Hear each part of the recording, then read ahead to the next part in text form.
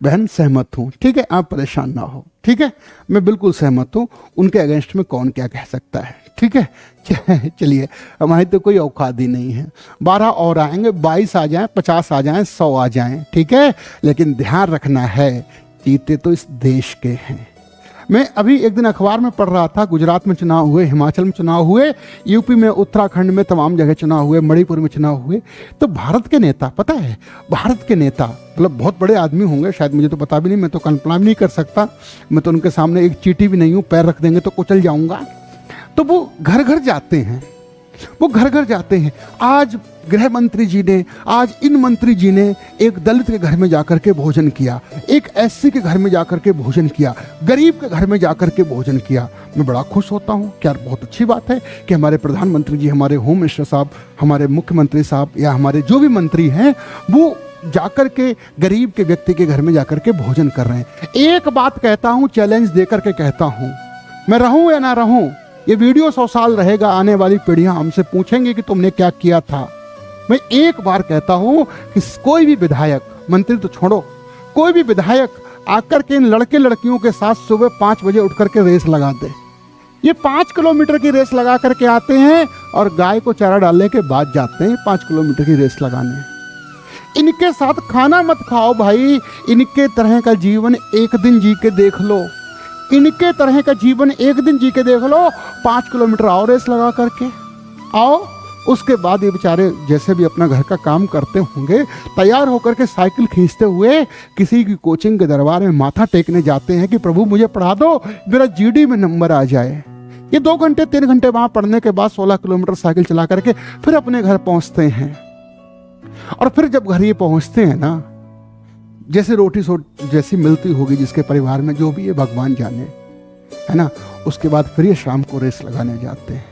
इनको चिंता रहती है, फिर ये अपने खेत पे जाते होंगे बेचारे।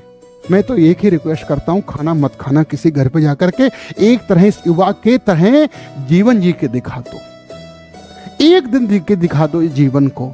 इसके जेब में 10 रुपए नहीं होते सर, चाय पीने के लिए, चाय पीने के लिए 10 रुपए नहीं होते। ये हकीकत बात है।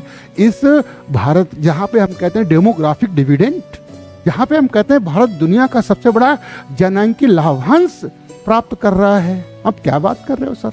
खाना खाने से कोई वोट दे देगा? एक बार इन जीवन को जी के दिखा दो, कोई मंत्री हो, कोई विधायक हो, एक तरह एक दिन इस युवक की तरह जीवन जी के दिखा दो। सर मैं गुजरा हूं इन चीजों से, मैं जानता हूं, और हमारे सभी भाई बंधु, सभी अध्यापक इन घटनाओं से गुजरे हैं।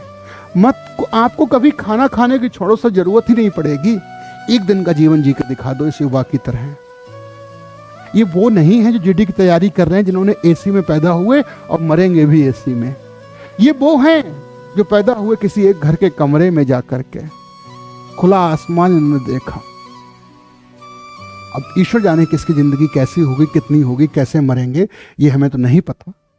बट मैं सारे नीति नियंताओं से ये कहता हूं, एक दिन इस युवा का जीवन जी के दिखा दो। और आपको पता होना चाहिए कि जिधर जवानी चलती है, जिधर जवानी चलती है उधर जमाना चलता है। ये वही युवा है जो इस देश को एक नई दिशा दिखाएगा। मेरी बात समझ पा रहे हो? चलिए आगे बढ़ते हैं बच्चों, ठीक है।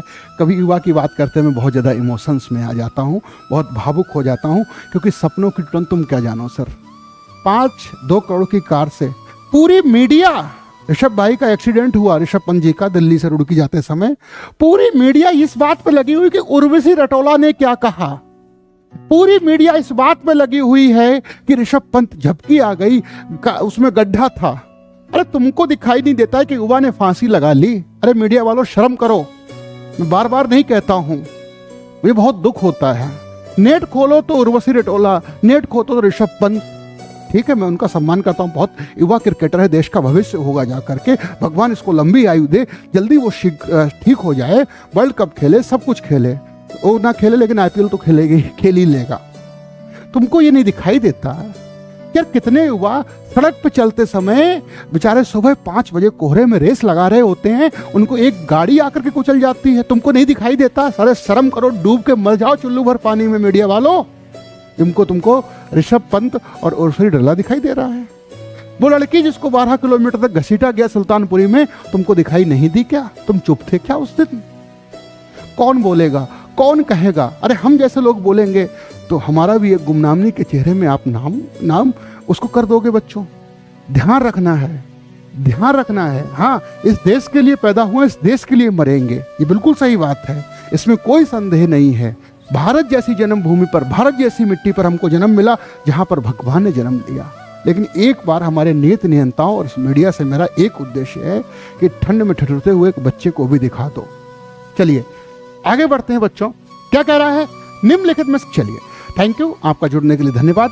इस मानवीय भूल के लिए अगर मैंने कुछ गलत कहा हो, भावुकता में आकर के, आवेश में आकर के, तो मैं आपसे क्षमा प्रार्थी हूँ। आपके कमेंट, आपके फीडबैक हमारे लिए हमेशा एक वरदान की तरह, एक गाइडेंस की तरह काम करेंगे। चलिए, अपना ध्यान रखिएगा बच्चों, ठीक है? बहुत बहुत धन्यवाद, थैंक यू।